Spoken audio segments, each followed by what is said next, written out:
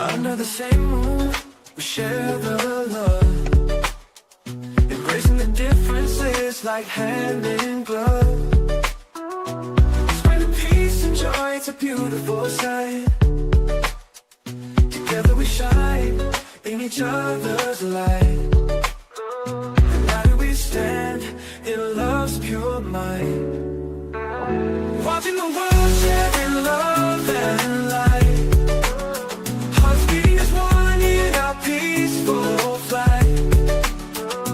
Colors of harmony painting the night. United we stand in love's pure might.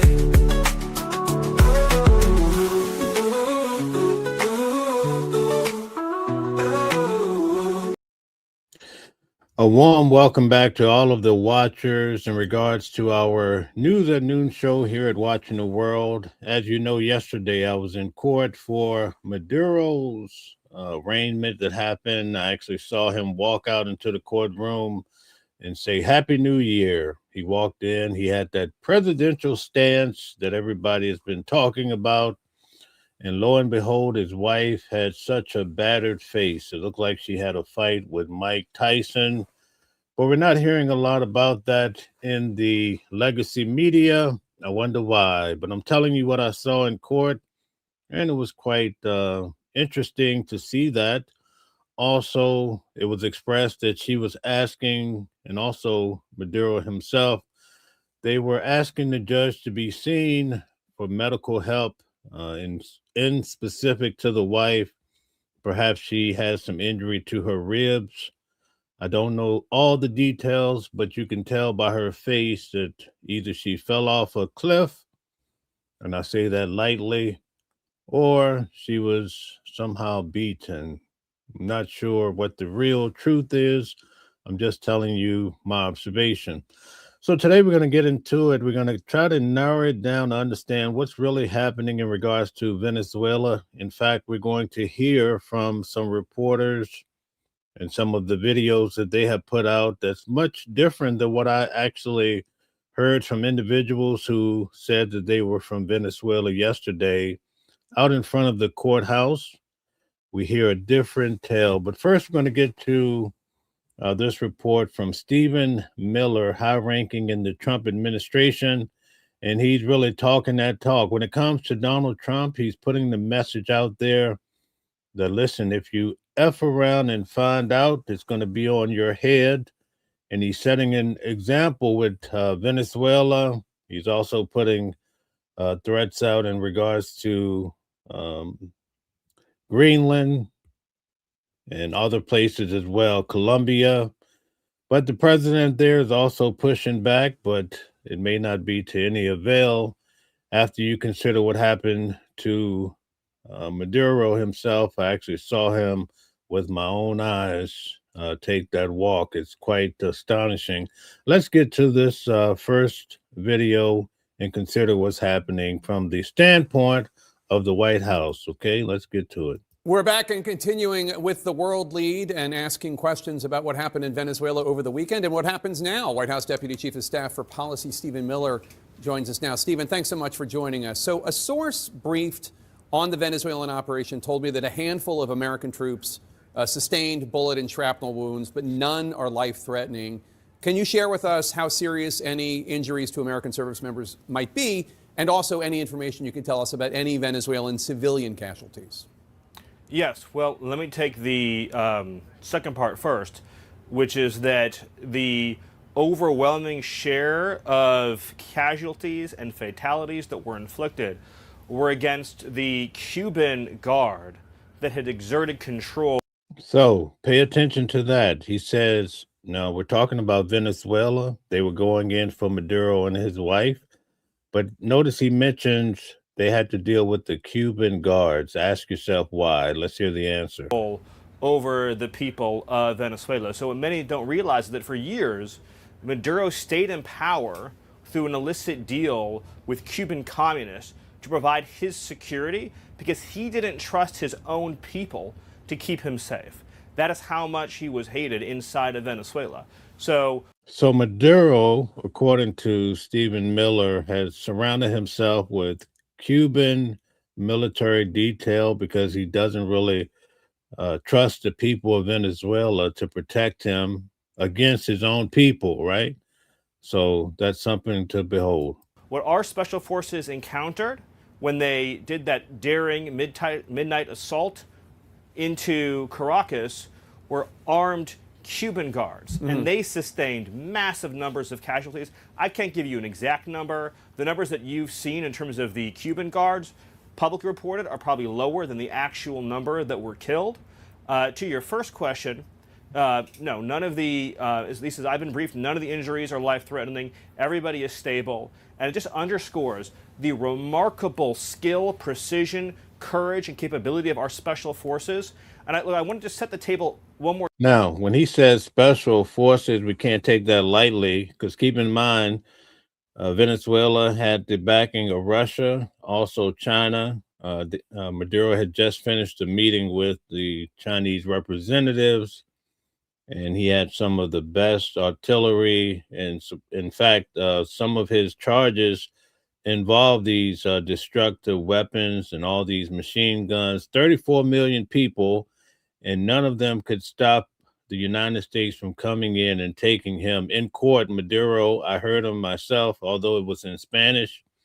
He said that he was not guilty and that he was a president of Venezuela and that he was kidnapped from his country and that his country does not have a president currently, okay? Time for your audience. I'm sure you've talked about it at length already, but the United States of America launched an assault force into Venezuelan territory, which has sophisticated air defense systems, which has sophisticated surveillance systems, which has weaponry that they've received that can take out planes and helicopters from our foreign. None of that could save Maduro, and that should be a message for other countries too. You don't want to mess around with Donald Trump. Adversaries, they've been stockpiling for years in anticipation of the possibility of such an action. Maduro was staying in a military fortress. In other words, since the United States had started amassing this armada under President Trump's leadership and direction, he'd increasingly narrowed the scope of his own movement. And he was sleeping in a fortress. And so we flew into Caracas. These special forces engage in direct gunfire with elite Cuban guards, and every single kill was an enemy kill. So there were no civilian casualties? Well, I didn't. Notice how he answers this about the civilian casualties. Pay close attention. Watch this. I didn't see any reports of any civilian casualties. But my point is that in this raging gunfire battle that took place, he knew all the facts, right, about everything and every little bullet flying. But when they ask about the local civilians there in Venezuela, he doesn't have a clue, right? You have to look at this critically. The point that I'm making to you is no Americans were killed because of the planning, skill, and preparation. The enemy. So basically, we don't give a damn about Venezuelans. He's saying, listen, no Americans were killed. Okay, well, you're in Venezuela. Are you saying that no military force was killed? We understand that. Sustained massive losses. Not one of our assets was lost. Not one of our people was lost. So let's talk about what next. Delcy Rodriguez was formally sworn as Venezuela's acting president this afternoon. She was the vice president. She described the U.S. intervention as, quote, without a doubt, Zionist. Now, here's another thing. Notice how she's pushing back and she's saying Zionists, right, is responsible for this. Everything that's happening in the United States, we hear this ring of Zionists or Israel in the background. Pay attention to that. That's very unique. In fact, Candace Owens and other individuals, Tucker Carlson, they're starting to push back and talk about the relationship between the United States and Israel. And it's unique that Venezuelan vice president who's now leading the way. Now, do we really trust that she is in command? No way. There's no way you can believe anything other than Donald Trump is actually running Venezuela.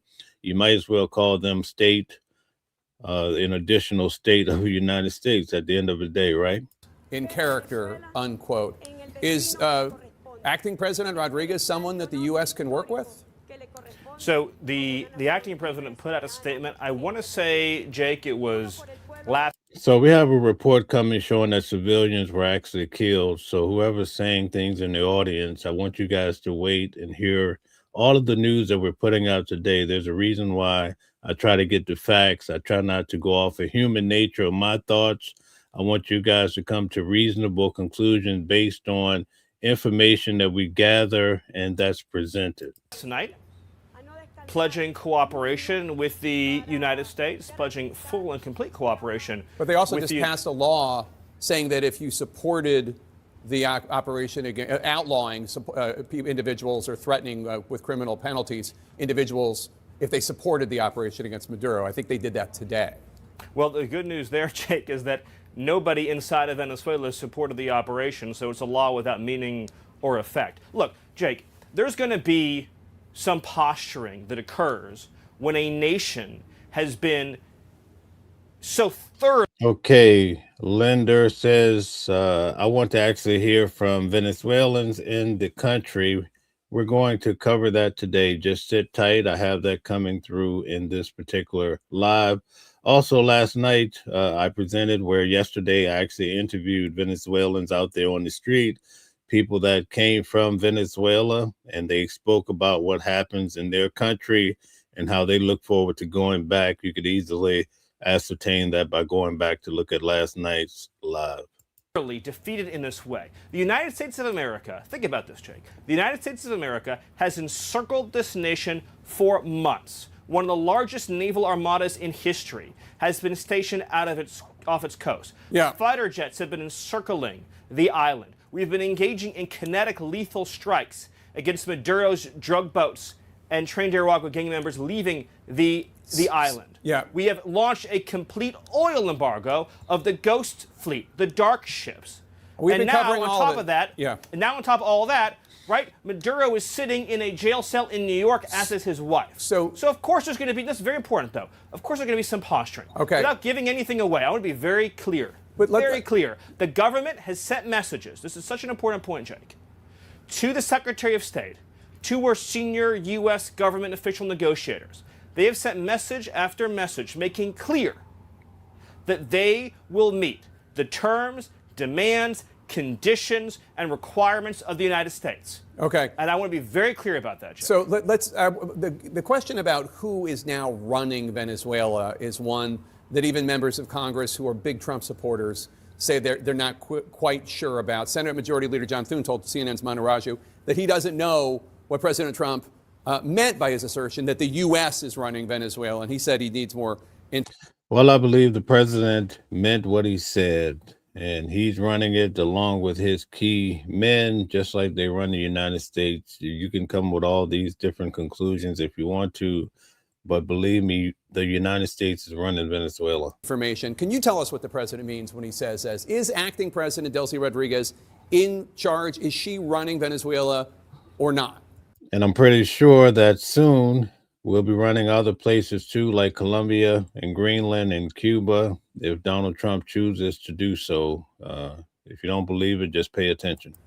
Well, what the president said is true. The United States of America is running Venezuela. By definition, that's true.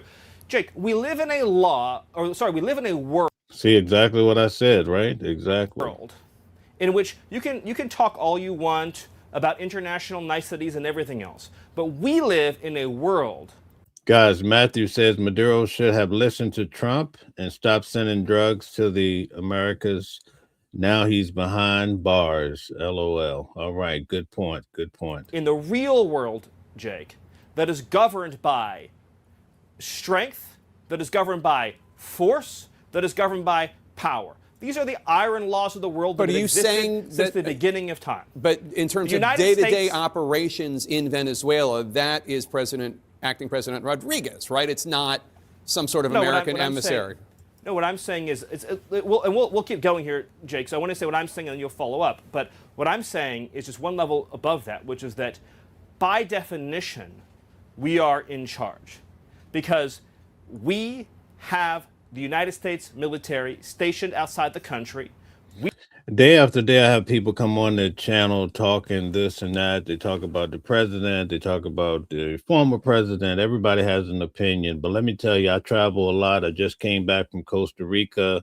I've been to Haiti. I've been to the DR. I've been to Colombia. I've been to a lot of these particular places. And we have it so made and compared to how these people live. I just put out a short video of last week when I was in Costa Rica. We had to drive through the lake just to get to this city. So what do you think about that? We have so much infrastructure here. Now, you have the right to feel whatever way you want about the president, but when you look at the world scene, you have to be able to respect that the United States is way more advanced and we have more strength than any other nation in the world, no matter what they say. And when it came to Venezuela, China and Russia had their hands in the pockets, but they could not stop Donald Trump from doing what he did. And you have to face the facts. And if you don't listen to him, you're going to see other countries folding too. Watch. We set the terms and conditions. We have a complete embargo on all of their oil and their ability to do commerce. So for them to do commerce, they need our permission. For them to be able to run an economy, they need our permission. So the United States is in charge. The United States is running the country during this transition period. If that's true, obviously that doesn't mean that President Trump is setting the bus fare schedule inside the country. So doesn't mean that President Trump is assigning the K-12 curriculum in the country. The indictment that the president and the military were acting on from 2020 was of 6 people. 2 of them were seized on Saturday by our special operators. There are 4 other individuals indicted who remain in Venezuela. Is the U.S. demanding that they be turned over? One of them is Maduro's son. One of them is a former government official. One is a current government official.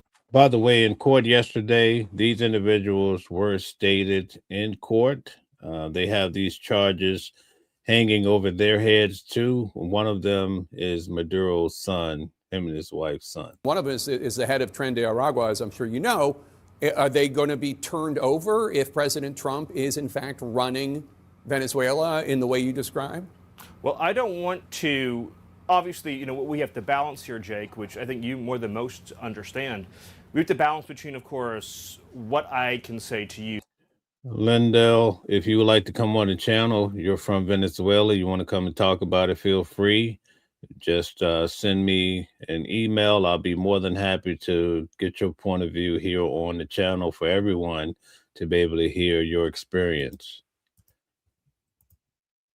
His security. Okay, so we're going to move on. We're tight on time because we covered so much in regards to Donald Trump earlier today. So we're going to have to keep this thing moving. But we're going to look at it from a different aspect for now. In fact, I'm going to skip ahead and move ahead. I want you guys to hear from a reporter in Venezuela. I know a lot of people want to hear this, so we're going to get to this first before we continue with the show. This will happen.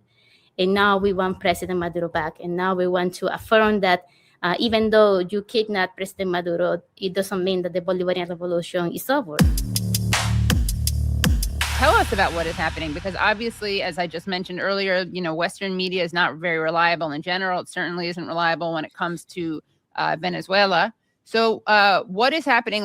What happened during the attack? How did you experience it? Did you wake up to it? So yes, just to give you like a timeline of the things that happened, basically at around 2 a.m. in the morning, Before we get to her, I want you guys to understand something. When I cover Luigi Mangione's case, the first day, there are people out there, they're receiving $300 to go out there and protest, to put up a big hype, to try to sway the media because they know that the legacy media wants to interview boots on the ground, right?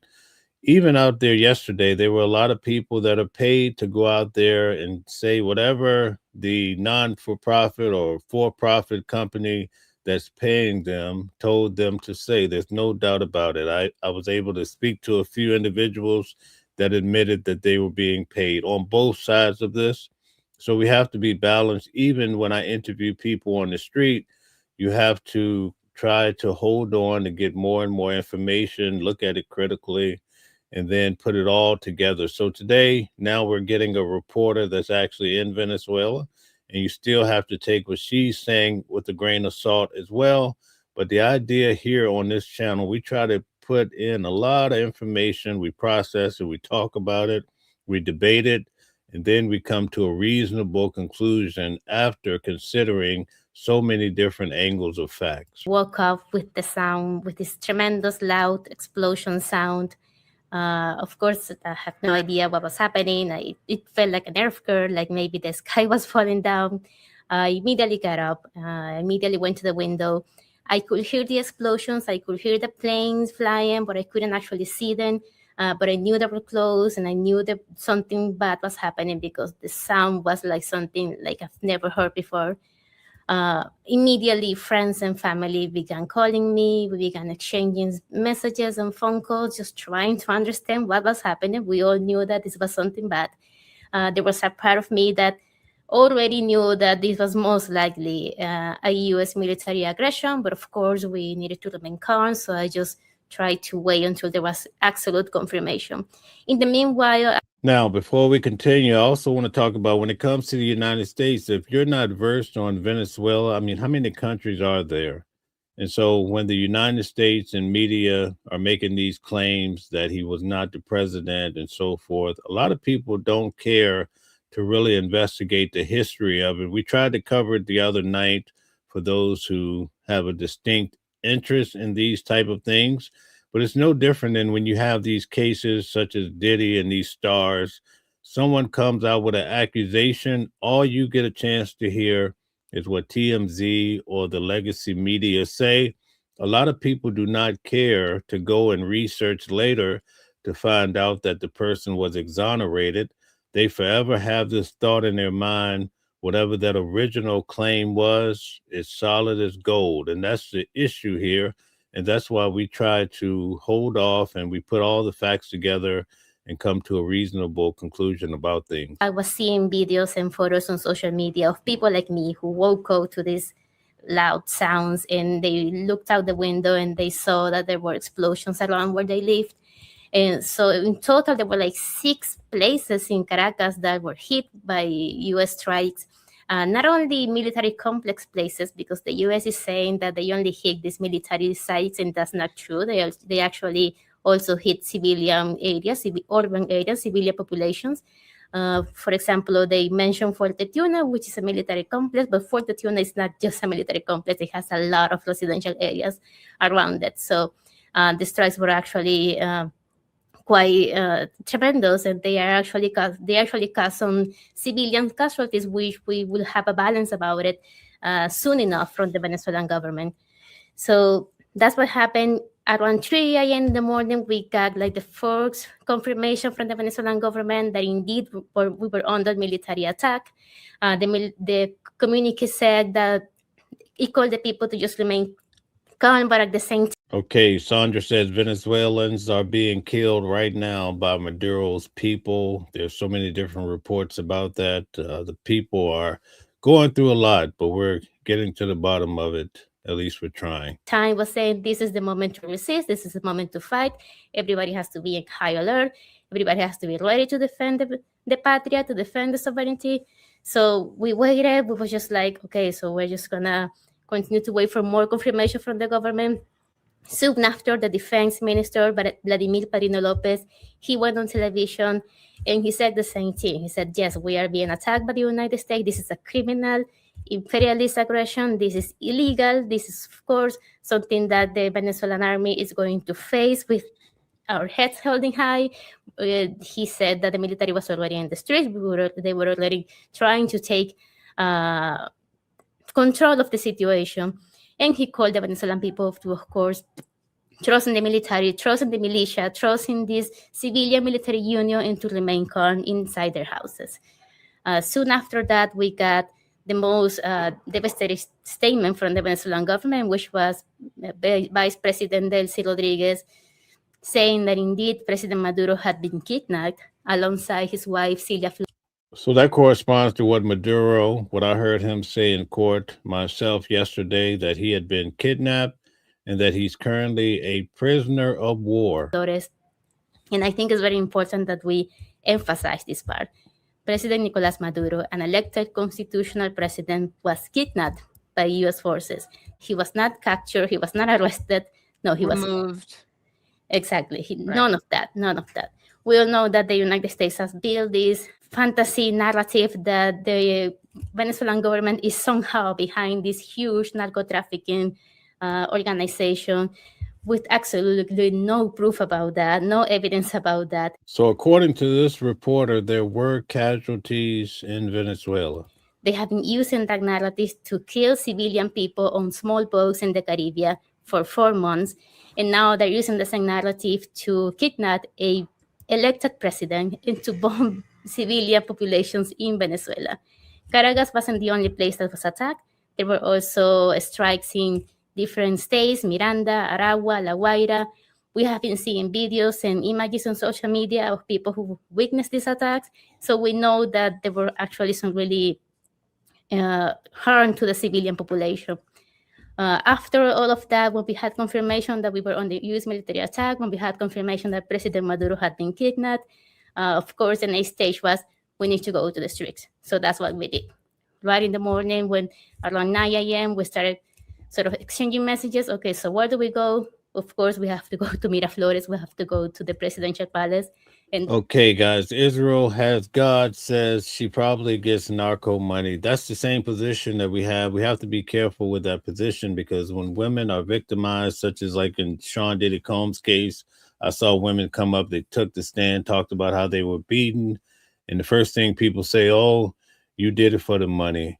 You know, it's your fault, right? We have this whole complex where when victims speak out, we just immediately discredit them right from the jump. And we need to do more digging before we just put people in a box and label them as nothing more than a gold digger. That's what we did. We went there. Of course, the city was very militarized. There was a lot of people who were just kind of looking for essentials, people looking for water, looking for food, trying to, abastecerse, find all of the supplies, because we don't know what's going to happen in the next following days. But there were also people near Miraflores who were just gathering there in solidarity, who were just taking turns to speak on the microphone and speak their mind, denounce that the U.S. had violated Venezuela's sovereignty, that the U.S. had engaged in this criminal bombing against Venezuela, demanding that President Maduro is returned to Venezuela, demanding proof of life of President Maduro and his wife, Silvia Flores, and of course, denouncing that behind this whole military operation was regime change, which is what Venezuela has been denouncing forever. We have always been saying that everything that the U.S. has been doing, the narrative of drug trafficking, the militarization of the Caribbean, these accusations against President Maduro of narco-terrorism, we know that behind all of that is just the intention to take control of Venezuela, to take control of Venezuelan resources. And that's exactly what Trump admitted when he gave that press conference, saying, do you guys think that Venezuela is going to end up like Puerto Rico? They're going to be the 52nd state? That's what some people are saying in the audience. Tell us what you think. That Maduro had been captured, which is actually kidnapped. He said that from now on, the U.S. is going to run Venezuela. He's going to take control of Venezuela, and they're going to take control of Venezuelan oil. So that's exactly what they wanted. And they say it. They use the narrative, but they also make the truth at some point.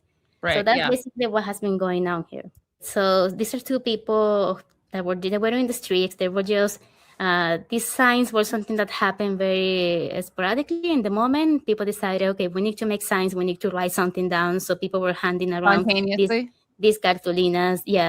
Spontaneously, these cartulinas and they were just making these messages, basically saying, we want President Maduro back. President Maduro continues to be our president. The revolution hasn't died. The revolution continues. Just affirming this, sending these messages out there saying that we're not giving up.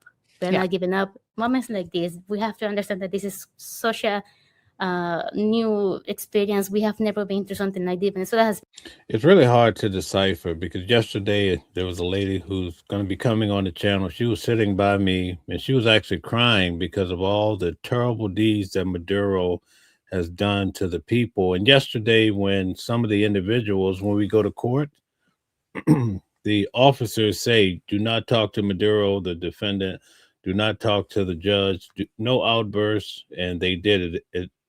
Immediately when they were taking Maduro out, someone said, you're going to pay for what you did to the Venezuelan people.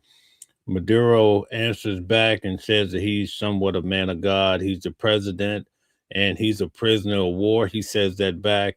And then another guy says, I'm also a Muslim man of God. So, and then someone else basically said F you in Spanish, something equivalent to that. So it's quite fascinating to see all of this unfold. Been through so many terrible circumstances. We have been under U.S. sanctions for a decade. We have been through devastating humanitarian consequences because of U.S. sanctions. We have resisted so much. We have faced so many coups, so many coup attempts of mercenary invasions. But this is something that, of course, we haven't experienced so far. We have been announcing that this was going to happen. There was a UN emergency meeting that Venezuela called, and not so recently, in which the Venezuelan ambassador, Samuel Moncada, he said it like that in front of all of these countries. He said, the U.S. is preparing to invade Venezuela. The United States is preparing to do something against President Maduro, a decapitation strike, something. And we have been announcing this, and nobody did anything. So this is why.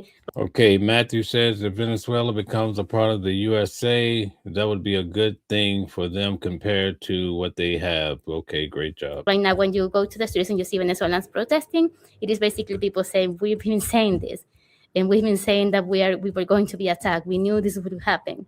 And now we want President Maduro back. And now we want to affirm that even though you kidnapped President Maduro, it doesn't mean that the Bolivarian Revolution. Shalou Cart says, my mom's friend escaped Venezuela because the dictator killed her son. Thank you for that reporting. It's over. It doesn't mean that this is that we and are going to continue fighting, of course not. Right. So these are all people who just spontaneously got there. They just gathered there, and there was a stage and a microphone, and anybody who wanted to speak, they could do it.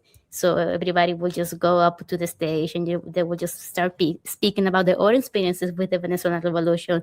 There was a man who was saying, oh, I am Colombian, and I came to Venezuela, and I immediately fell in love with the Bolivarian Revolution because it was a process that made me feel like human dignity was actually something that was achievable, Like this is a government that cares about its people, about education, about healthcare, about Okay, Jason says this is another distraction from the Epstein files, the end. A lot of people feel that way because now they're saying there could be 2 million records coming out. And now keep in mind, when it comes to the Epstein files, when they say record, each record could have exhibits and pages and also photos. So it's a vast number of things associated with the Epstein files, and also the fact that healthcare is going up, spiking. People feel like all of these things are taking place to try to distract from the Epstein files in healthcare. The dignity of just being a people with sovereignty and self-determination, not being the backyard of the United States, not being just these, not having puppet governments that just do anything that the United States wants. So he was talking about their experience, and like him, many people will do the same. And like they will say, I am a worker, I support President Maduro the same way I support President Chavez. And there were people who had like this absolute clarity, which is something that I admire so much about the Venezuelan people in general. There's so much political consciousness. There was someone explaining Venezuela nationalized its natural resources because it is our natural resources. And we needed we needed to nationalize it so we could actually provide for our people, so we could give free healthcare and free education to our people. So the oil belongs to Venezuelan, not to President Donald Trump. I want to read. Put a 1 in the chat if you think she's just a paid representative of Venezuela from her country, or put a 2 if you think she's sincere on her stance involving Venezuela. Or to ask you to respond to some comments that in the chat. And, this is such a common talking point, which is that people will say, no, my family is in Venezuela and they're so happy about what's happening. Or no, I have a friend who's in Venezuela and they're happy. And you're bringing on Andreina and she's biased. And Katie, you're biased. And you just love Maduro and you're not showing the real truth. So what is your response to that argument? So listen, since the whole bombing happened, there hasn't been any single people in the streets, any single kind of celebration protest in the streets. That is not the Venezuelan people in general. The Venezuelan people, they do not want war. They don't want military intervention. So no, that is not happening. There is no such thing as the country is just calm. So far, most people feel like she's paid to speak these talking points, kind of like Charlie Kirk when it came to Israel. A lot of people feel like he was just speaking talking points based on money. All right. The country is just quietly waiting to trusting that the Venezuelan authorities are handling the situation, trusting that we are going to resist the situation, we're going to fight back, we're going to somehow overcome what is happening right now.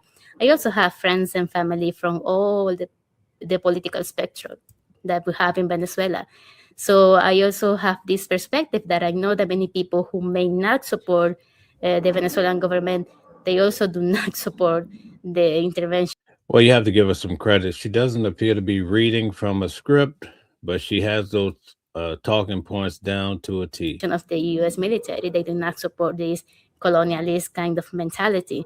I think people confuse this with the small sector that represents Maria Corina Machado, who we all know is someone who openly welcomes U.S. military intervention, someone who has been asking for an invasion, someone who has been selling Venezuela, like Venezuela is just something that she can sell. She has been saying that Venezuela is a sexy woman that you can just give her up. You know, we have all this oil, we're so attractive, you can come and take anything. So this is the key part. She's saying that people are seeing Venezuela as basically being a sexy woman, and you can come and take what you want from her, such as the oil. It's that type of reasoning that caused people to really fight back. Once we get rid of Maduro and everybody else. So there's a small section, a small radical section like Maria Corina Machado that supports this, but that's not the majority of the Venezuelan people. And we're not seeing any. I mean, I've been in the streets. I've been walking around. I've seen people, so I know for a fact that that is not happening. Yeah. Okay, so now we're going to get the perspective from a military point of view. I want you guys to kind of have a rounded idea. Keep in mind that a lot of this information is propaganda too, but we're trying to consider different angles. Let's get to it.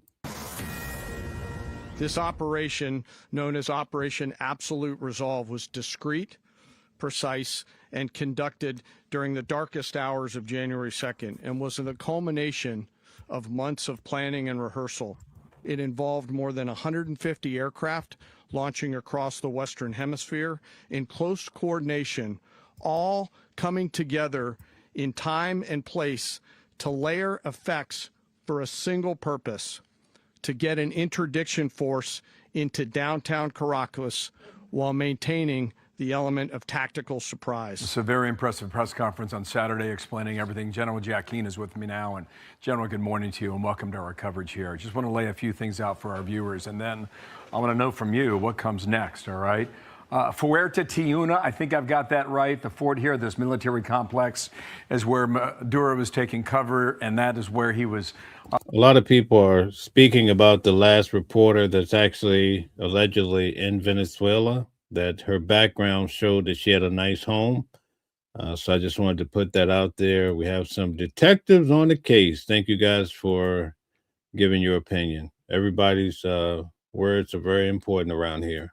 Picked up by these U.S. forces. They had at least 150 aircraft in the area. Such an impressive operation. There was some damage on the ground. Here's a before picture. Here's after. It looks like a military barracks based on what I'm seeing for this image.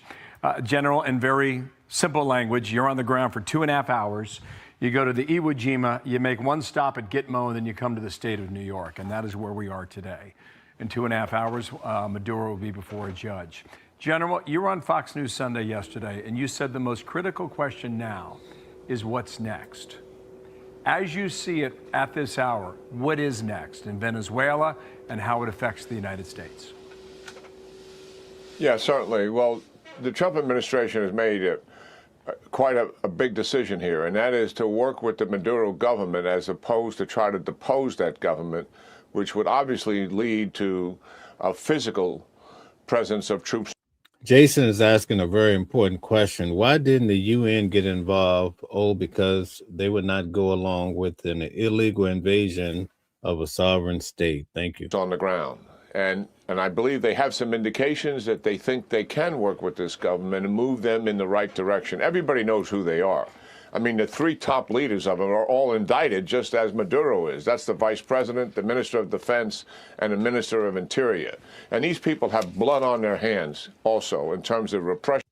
Yesterday in court, and I want to base it on this comment, it says, I wonder if they give Maduro immunity if he testifies to the cheating in the 2020 election, because a lot of people are making the argument that the election booths are made in Venezuela, right? And that Maduro probably knows a lot more than meets the eye. But yesterday in court, his attorney did mention the fact that he's a president and he should fall under immunity. But the judge told them basically they have to file the motions and go through the proper channels. But that is a strong argument as to a lot of people are talking about the fact that he was illegitimate as far as his presidency. But it was brought up in court that he's a president with immunity, perhaps. The Venezuelan people, and certainly everybody knows who we're dealing with here. But can we move them in? Now, as far as you, I think it's Eve, I'll call you. Denmark owns Greenland. Trump cannot just steal it or take it over. Are you kidding me? Did you not see what happened in Venezuela? If you think Donald Trump won't go in and take Greenland, the best they could probably do is just hand it over, because believe it or not, he's coming, and I believe strongly he's going to take over Greenland too. And you saw what Russia and China did in regards to Venezuela. Well, I saw him in court yesterday. His name is Nicolás Maduro, and he's told President Trump to come and get him, and that's exactly what he did. And also the president of Colombia did the same thing. And he'll probably have the same fate, because Donald Trump is pretty much above the law and he's unstoppable. Whether you want to believe it or not, you're going to see that we're living in some uncharted waters. In the right direction. And what are we talking about? Shut down the narco trafficking, shut down the Colombian gangs and the paramilitary militias that the Minister of Interior has used as goons to repress the Venezuelan people. The reason why the Venezuelan people aren't celebrating Maduro's removal is because they know the goons and thugs are still in charge, and they fear going out on the streets to celebrate. So obviously the administration has some indication by talking to the vice president that she is willing to cooperate. And listen, we have lots of leverage here. We could have taken Maduro's compound down and killed everybody. They know that. We chose the tougher option and the better option. Some people in the audience are pushing the media talking points. About 2 months ago, everybody was talking about Donald Trump's hands, his ankles, his face, his color. And then all of a sudden, a news story change came out, and you didn't hear about that anymore. And how many people do you hear, especially from legacy media, talking about Donald Trump's health anymore? That too turned out to be some phenomenal talking point that faded in the wind. So we have to be cautious when it comes to media in general and who's really behind the latest story. It may not be true, folks. And to go in there and try to extract them and put them before a judge and a jury eventually. They know those options are available for this president. There you go. 50 says, can't stop a gangster, Donald Trump in charge. You hit the nail on the head. Dealing with those three top leaders as well. So we have leverage here. And what we want to do, in addition to what I just suggested, and the Secretary of State said so on television on Sunday, the objective is to move to a democratic form of government.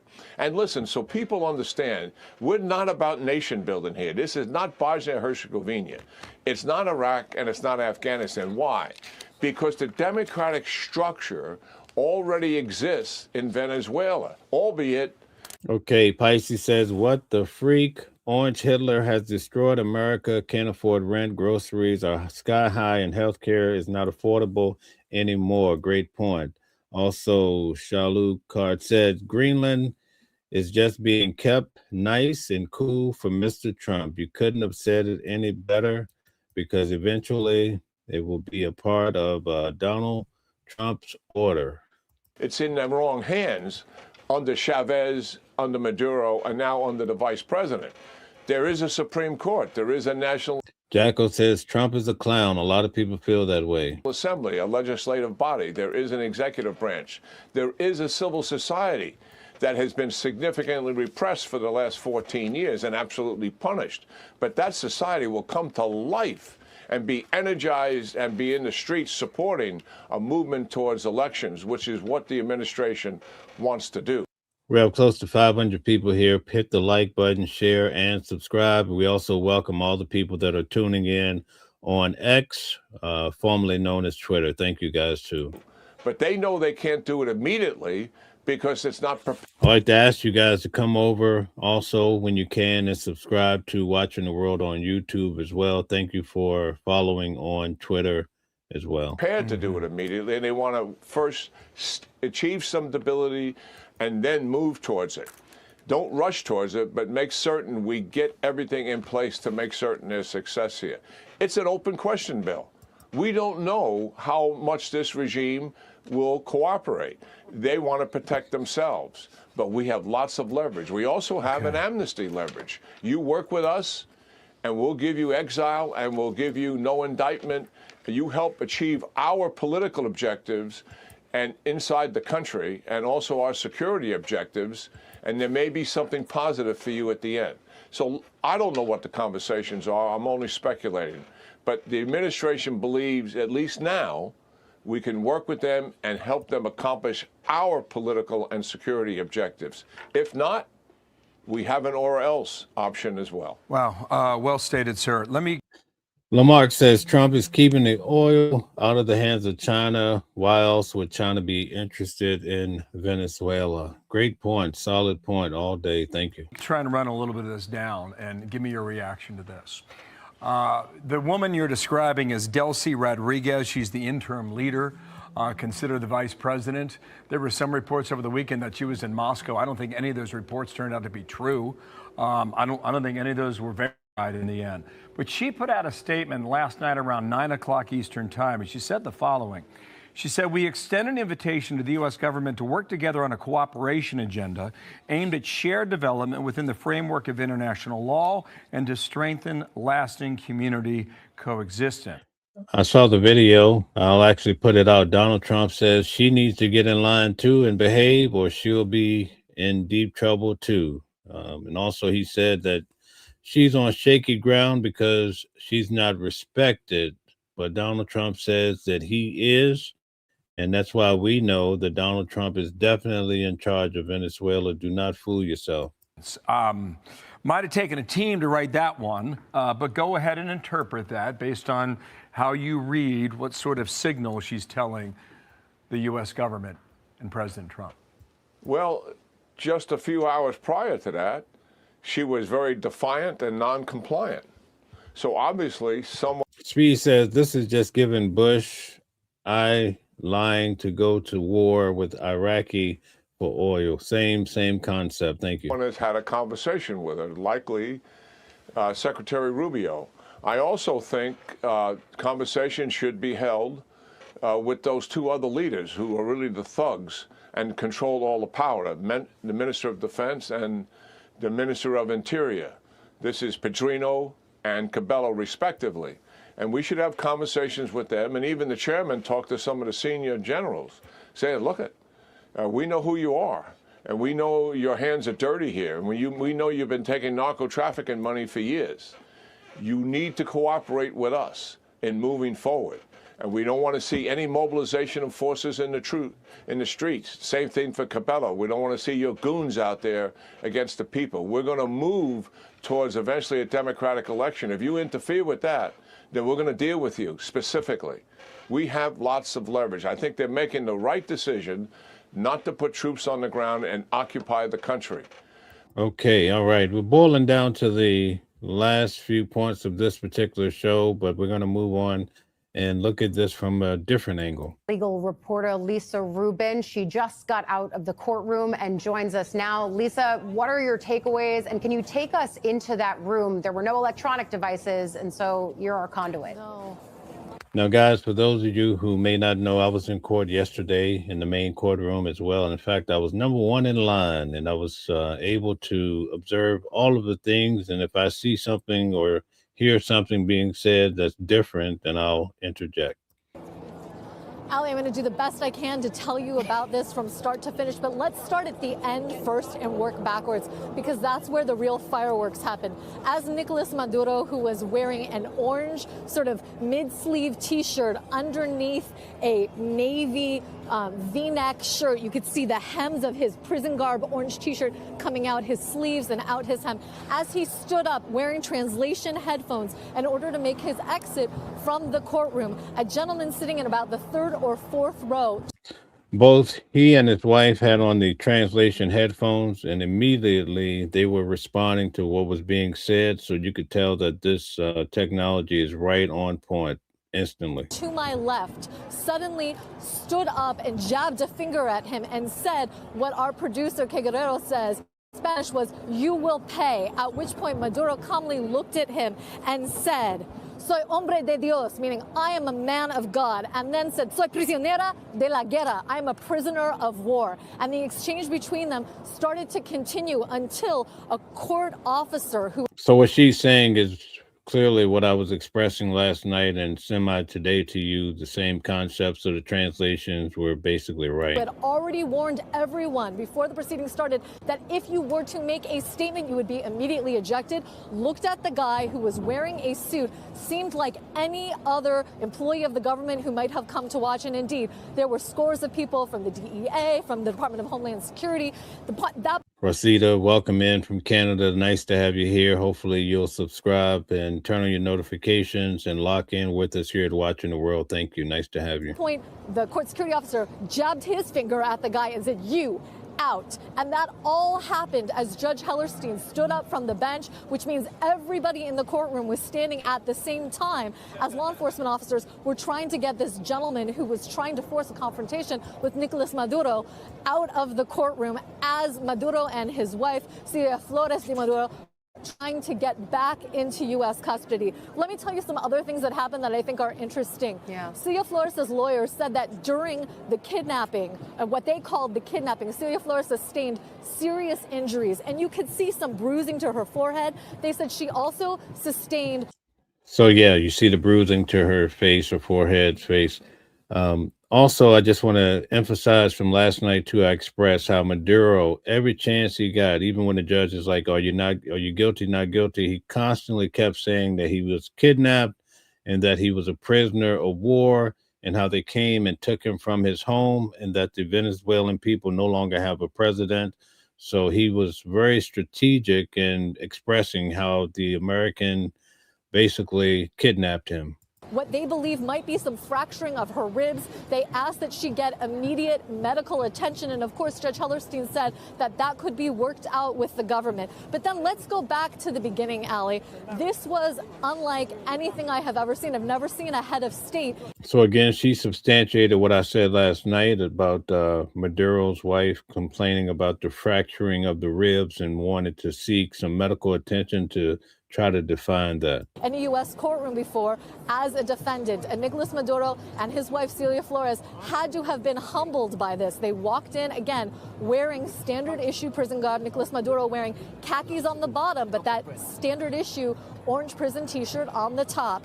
When he was asked to enter his plea, he tried to give a pretty long recitation. First, the judge asked him, "Are you in fact Nicolás Maduro de Moros?" And he said, Guys, I'll be in court every day for the duration of this trial. Also, Luigi Mangione, Tyler Robertson. I'm flying out to Utah.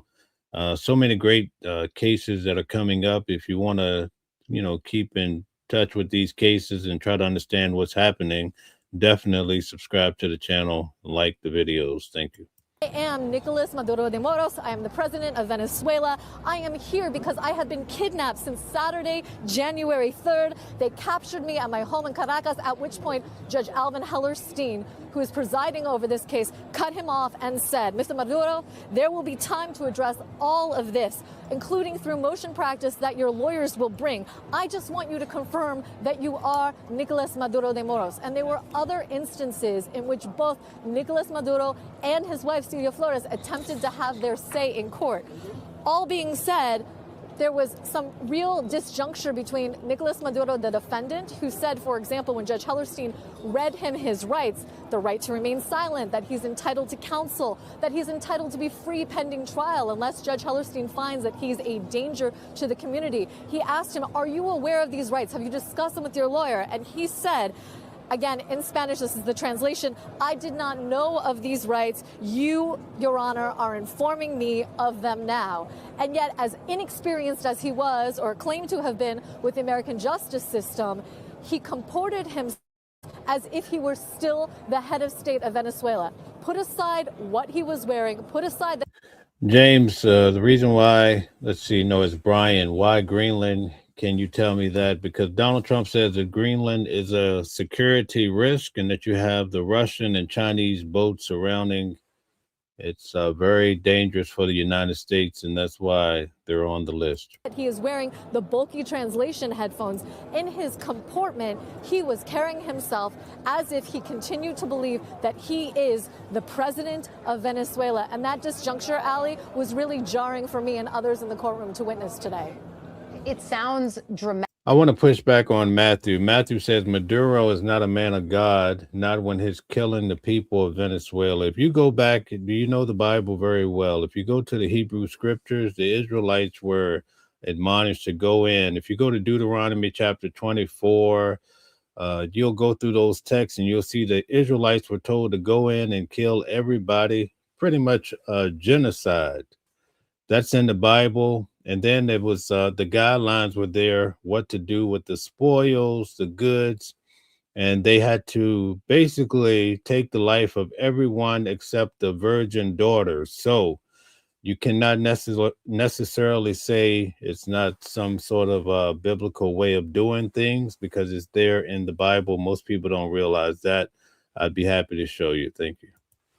From that encounter that you talk about, fingers being pointed in the face of a world leader, again, seeing a world leader in a United States courtroom in the Southern District of New York. All of it sounds jarring, almost surreal. And then, of course, having that confrontation on top of it is stunning. I wonder, in terms of tangible next steps, what was laid out from the court? You know, we've talked a lot about trial dates. Thank you, Rosita, for the donation. Thank you very much. It was awfully kind of you for the super chat. We appreciate that. Nice having you. And how they can be flimsy and just kind of initial markers. But did they even put one out here for this?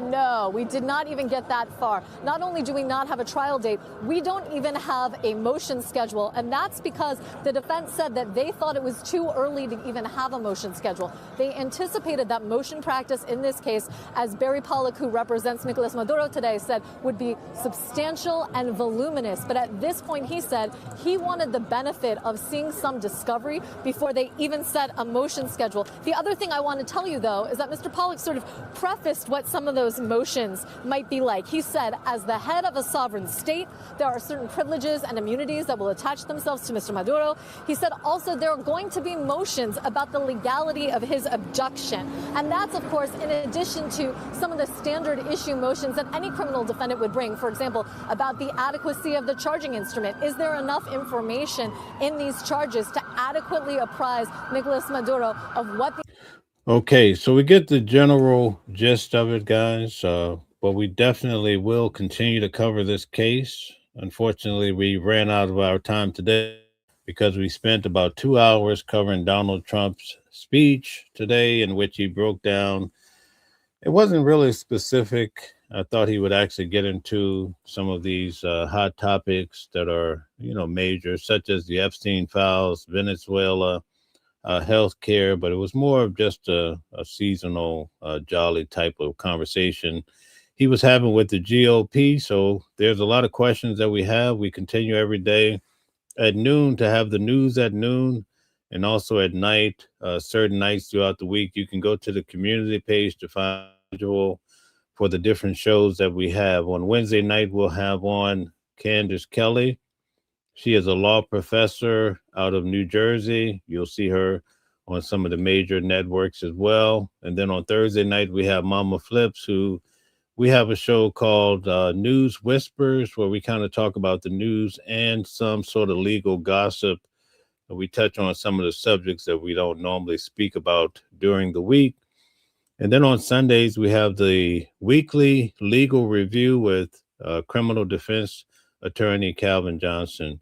We also have some more conservative shows coming on. It will be exciting for us to have a balanced view, getting both sides of the aisle more fully so that we can stay balanced and everybody can really help navigate through a tough time, because there's so much happening, especially when it comes to the economy. People are just trying to survive.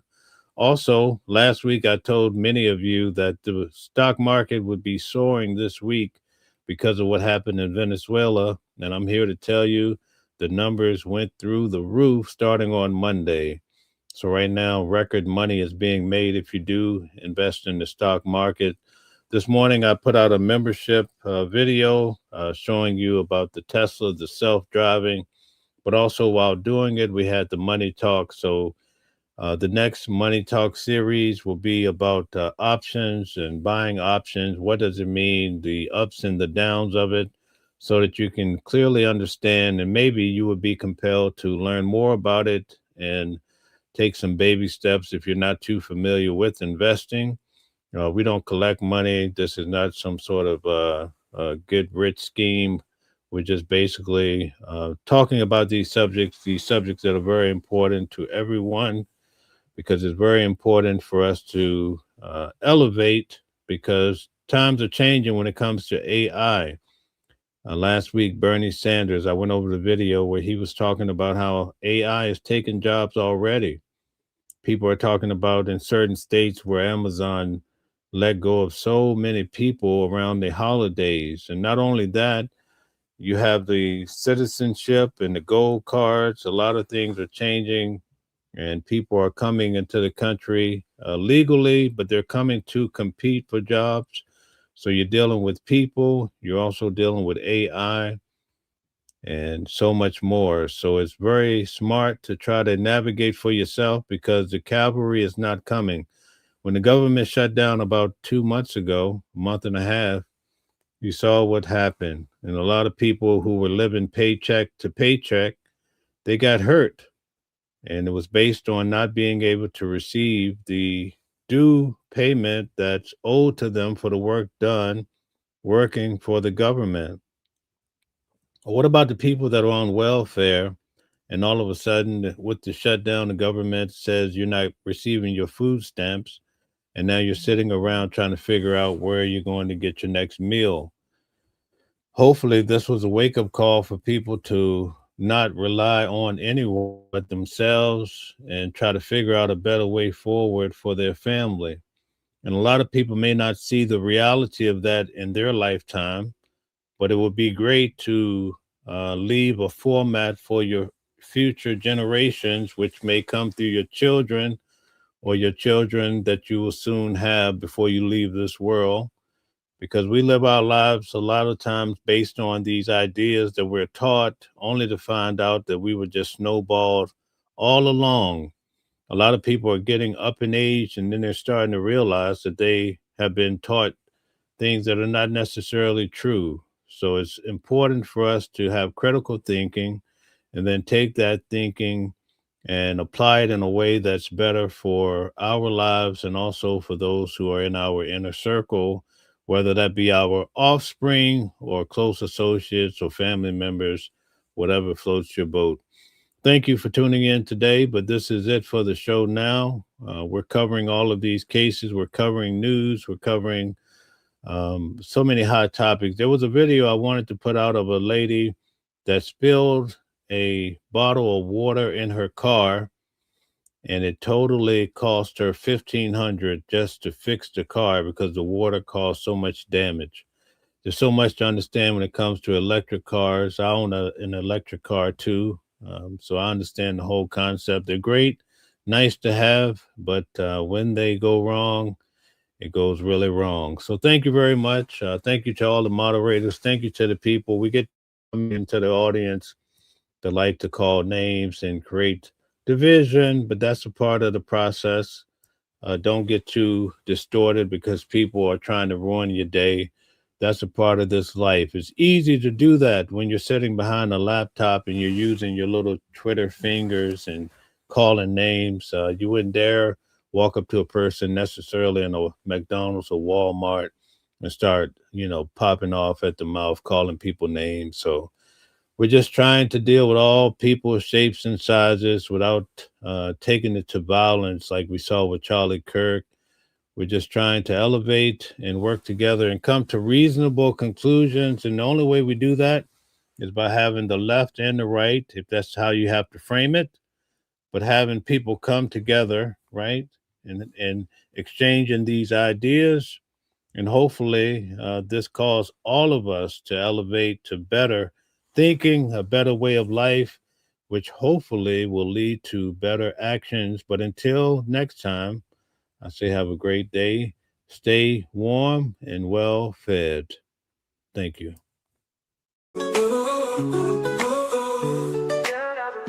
Different voices, but the same song. Living a world where we all belong. Kindness leading the way, breaking the chains.